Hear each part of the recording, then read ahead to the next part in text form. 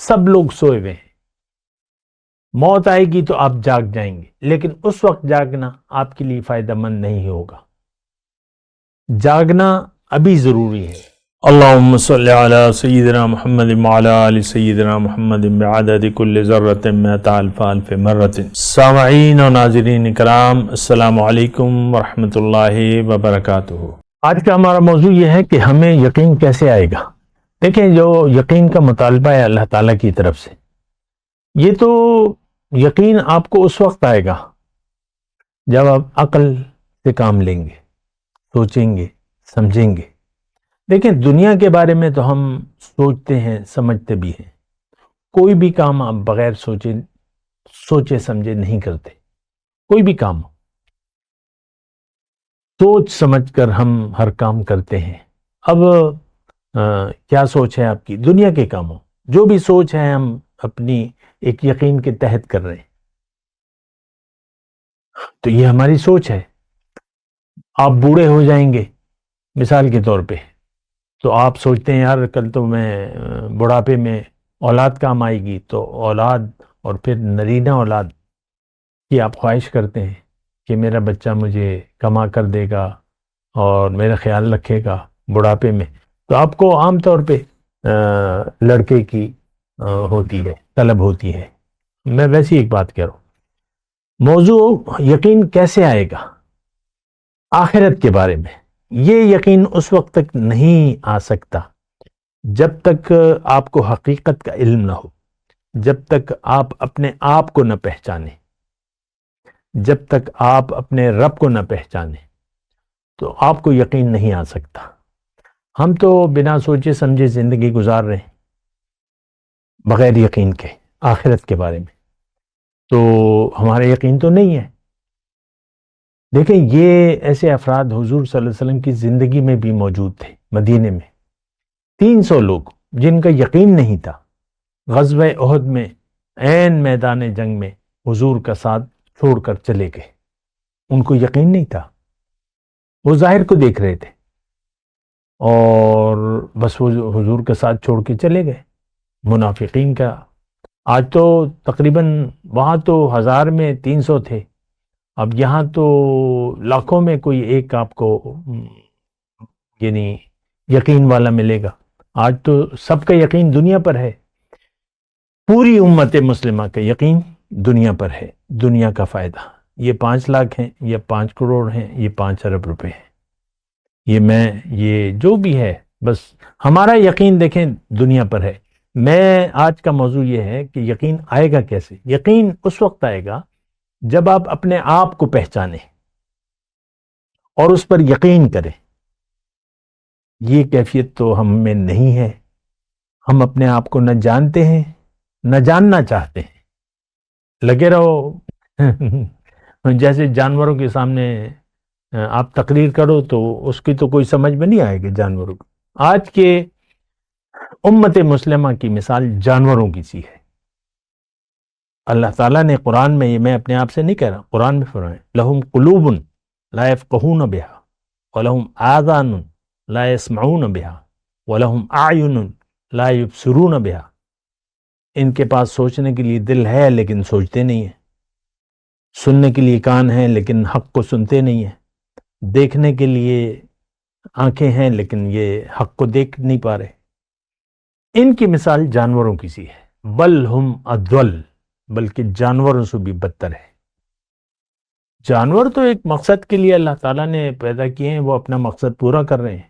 ہمیں جس مقصد کے لیے اللہ تعالیٰ نے بنایا ہے، ہم اس کو جاننا بھی نہیں چاہتے۔ ہر شخص کا یقین اپنے ظاہر پر ہے، میں مرد ہوں، میں عورت ہوں، بس پھر آپ لگے رہیں۔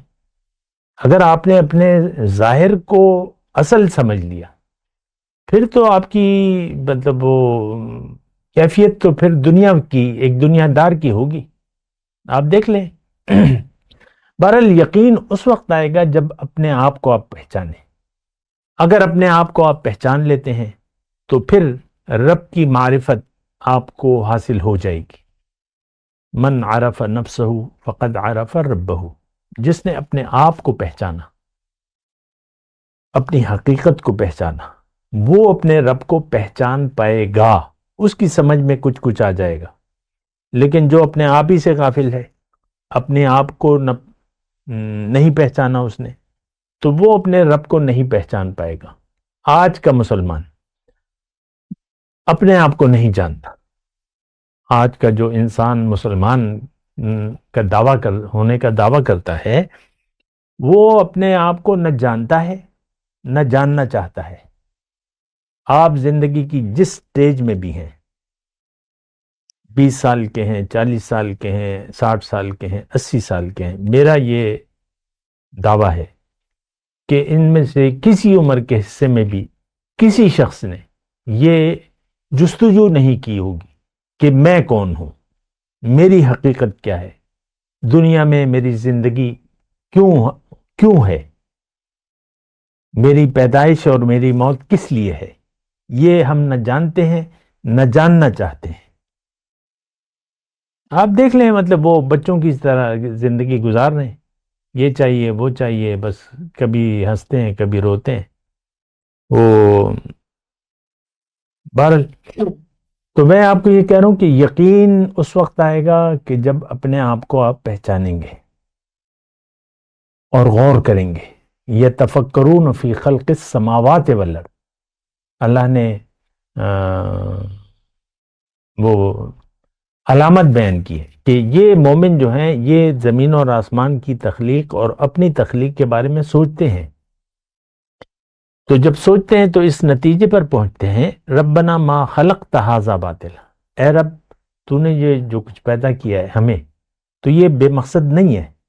اگر ہم بے مقصد زندگی گزاریں تو ہم تو پھر آگ میں چلے جائیں گے۔ ربنا وقنا عذاب النار، آگ کے عذاب سے ہمیں بچا لے۔ تو دیکھیں، یہ یقین میں یعنی آج کی نشست کا جو ہم نے کی ہیں، تو اس کا خلاصہ یہ ہے کہ آپ جاگ جائیں۔ ہم سوئے ہوئے ہیں، امت سو رہی ہے، فرد بھی سو رہا ہے، اور یہ افراد کا جو اکٹھ ہے یہ بھی سو رہا ہے، سب لوگ سوئے ہوئے ہیں۔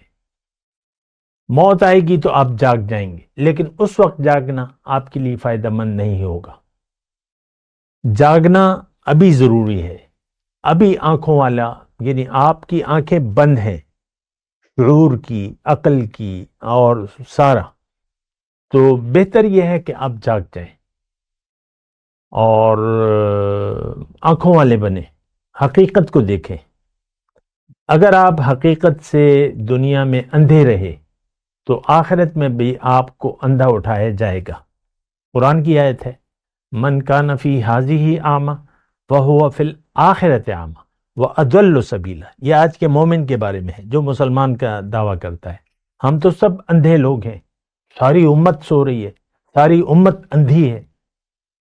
تو اللہ کہہ رہے، اے برائے نام مسلمانوں، اگر تم یہاں مجھ سے اور اسلام سے اور حقیقت سے غافل رہے تو تمہیں میں اندھا اٹھاؤں گا، اے برائے نام مسلمانوں، اور تم سے راستہ گم ہو گیا ہے۔ اضل سبیلا، دیکھیں یہاں بھی راستہ ہم سے گم ہے۔ منزل تو ہماری اللہ نہیں ہے، منزل تو دنیا ہے، کھا لے پی لے جی لے، کھاؤ پیو عیش کرو، تو دنیا ہی ہماری منزل ہے، ہم دنیا کے لیے جی رہے ہیں۔ تو ضرورت اس بات کی ہے کہ ہم یقین کریں اپنی حقیقت پر، رب کو پہچانیں اور رب کے لیے زندگی گزاریں، رب کی طرف رخ کریں۔ مومن کا یہ نعرہ ہے کہ انی وجہت وجہی للذی فطر السماوات والارض حنیفا وما انا من المشرکین، میں نے تو اپنا رخ کر لیا ہے اللہ کی طرف، میں یکسو ہوں، میں مشرک نہیں ہوں۔ وہ رب جس نے زمین اور آسمان پیدا کی ہے۔ ہم دیکھیں، مختصر بات، ہم نہ سوچنا چاہتے ہیں نہ سمجھنا چاہتے ہیں، ہماری تو ایک مدعا ہے اور وہ دنیا کی زندگی ہے۔ سب لوگ دنیا کے خیال میں زندگی گزار رہے ہیں اور اسی حالت میں خوش ہیں۔ ان الذین لا یرجون لقاءنا وردوا بالحیاۃ الدنیا واطمأنوا بها والذین هم عن آیاتنا غافلون اولئک مأواہم جہنم۔ ان الذین لا، جو لوگ میری ملاقات کی امید نہیں رکھتے اور دنیا کی زندگی پر خوش ہو گئے اور اس پر راضی ہیں، ان کا ٹھکانہ جہنم ہے۔ یہ آیت آج کے مسلمان کے لیے اللہ تعالیٰ نے نازل فرمائی ہے کہ یہ دنیا کی زندگی پر راضی ہیں اور اس کو میری ملاقات کی کوئی امید نہیں ہے، اور دنیا ان کا ٹھکانہ جہنم ہے۔ وآخر دعوانا الحمدللہ رب العالمین۔